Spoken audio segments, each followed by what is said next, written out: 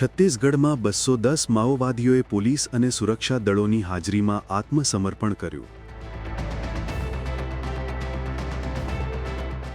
છત્તીસગઢના બસ્તર જિલ્લાના મુખ્ય મથક જગદલપુરમાં વરિષ્ઠ પોલીસ અને અર્ધલશ્કરી દળોના અધિકારીઓની હાજરીમાં 210 માઓવાદીઓએ આત્મસમર્પણ કર્યું.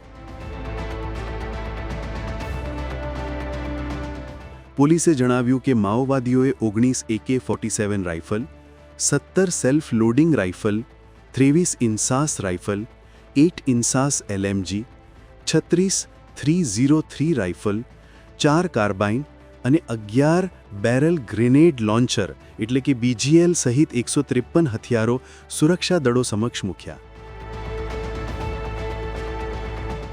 તેમણે જણાવ્યું કે આત્મસમર્પણ કરનારાઓમાં એક કેન્દ્રીય સમિતિનો સભ્ય, 21 ડિવિઝનલ કમિટીના સભ્યો અને 61 એરિયા કમિટીના સભ્યોનો સમાવેશ થાય છે.